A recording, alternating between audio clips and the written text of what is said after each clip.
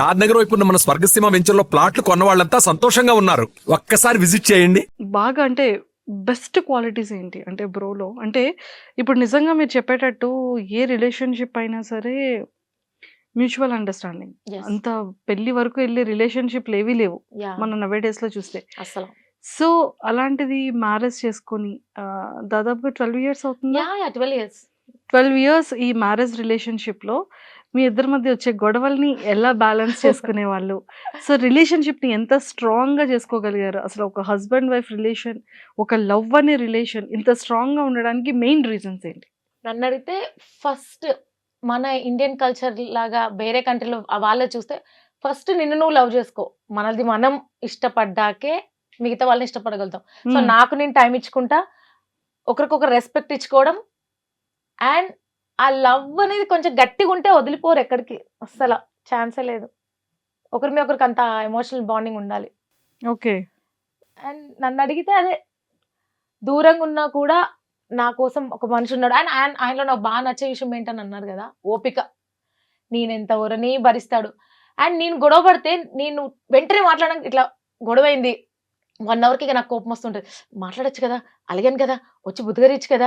ఇట్లా ఎదురు చూస్తా ఉంటా. ఆయన అసలు దగ్గరికే రాడు. మళ్ళీ నేనే ఎళ్ళి అంటే ఒకరు అంటే ఆపోజిట్ అంతే. ఒకరు వింటే ఒకరు మాట్లాడాలి. ఒకరు కోపంగా ఉంటే ఒకరు భరించాలి. ఒకరు ఎక్స్‌ప్రెస్ చేస్తే ఒకరు ఎక్స్‌ప్రెస్ చేయరు. అట్లా క్వైట్ అపోజిట్ అనేది మ్యాచ్ అవుతుంది అంతే. అని అర్థం చేసుకోవడం.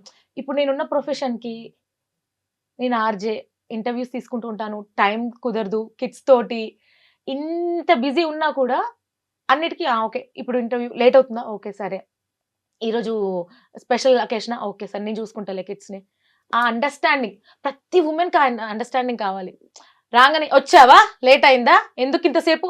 అనే కంటే రాగానే "రిటైర్డ్ అయినట్టున్నావు. కొంచెం కూర్చో పర్లేదు. వాళ్ళు తిన్నారు పిల్లలు. ఓకే. రిలాక్స్. నువ్వెలా ఉన్నావు? ఓకే."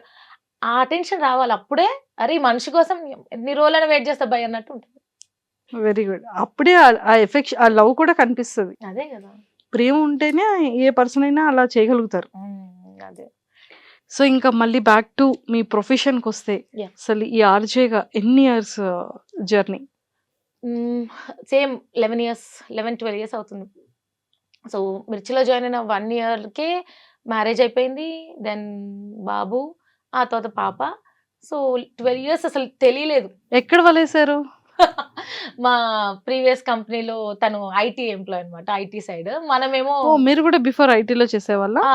అందులో చేశాను. ఫస్ట్ అసలు నా కెరియర్ స్టార్టింగ్ కాల్ సెంటర్‌లో అన్నమాట. మనకి మిడిల్ క్లాస్ కష్టాలు. సెకండ్ ఇయర్ ఉండంగానే ఇబ్బందయితుంది. ఏమైనా జాబ్ జేయాలి నువ్వు అన్నట్టు అన్నారు. సరే ఓకే. అని జెప్పి కాల్ సెంటర్‌లో కెరియర్ స్టార్ట్ జేసి, అక్కడి నుంచి మెల్లగా అకౌంట్స్‌లోకి మూవ్ అయిపోయాక అక్కడ కలిసారు. అలా అలా మాటలు పెరిగాయి. మంచిగా మాట్లాడుకుని అర్థం చేసుకున్నాడు మెయిన్‌గా. సో, అలా సెట్ అయిపోయింది. అంతే. సో, అక్కడ మొదలైన వల. వాళ్ళ ఇప్పటికి ఆ వలలోనే వల అని కాదండి. అంటే ఇష్టం. ఒకరంటే ఆయనకి నేనంటే ఇష్టం. నాకు ఆయనంటే ఇష్టం. బట్ ఒక అండర్‌స్టాండింగ్. అది మెయిన్ అసలు. ఏ రిలేషన్ కాదు. ఇప్పుడు అమ్మ, నాన్నకైనా, మనకైనా ఎవరికైనా అండర్‌స్టాండింగ్ ఉంటే చల్తా సబ్. సో, ఆర్‌జేగా వచ్చి ఆల్‌మోస్ట్ 11 ఇయర్స్ యప్. కదా! హ్మ్. సో, ఇప్పటికి కూడా అంటే చెప్తూ ఉంటారు. సెలబ్రిటీస్‌తో మాట్లాడుతూ ఉంటారు. 'మిర్చి' అనగానే నంబర్ ఆఫ్ బిగ్ సెలబ్రిటీస్ వస్తుంటారు.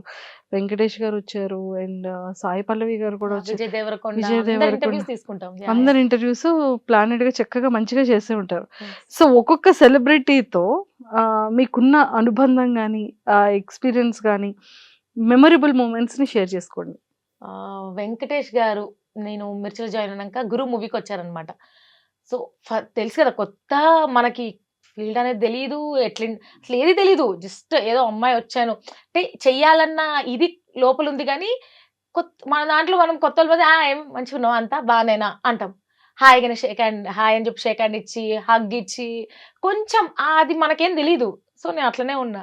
సో, వెంకటేష్ గారు 'గురు' మూవీకొస్తున్నారు అనంగానే ఇంకా ఫస్ట్ టైమ్ నేను సెలబ్రిటీని దగ్గర నుంచి చూస్తున్నా. లోపల ఏదో తెలియని ఎక్సైట్‌మెంట్ అన్నట్టు. సో, నార్మల్‌గా అందరూ వెల్కమ్ చెప్తారు. రాగానే ఫ్లవర్స్ ఇచ్చో, బొకే ఇచ్చి వెల్కమ్ అని చెప్తారు. అలా కాకుండా కొంచెం డిఫరెంట్‌గా చేద్దాము అన్నా. "ఏం చేస్తావమ్మా నువ్వు?" అన్నారు. 'గురు' మూవీలో డైలాగ్ చెప్తా రాగానే అన్నా. "భయపడవా?" అంటే, "ఏం భయం లేదు నేను చెప్తాను" అన్నా.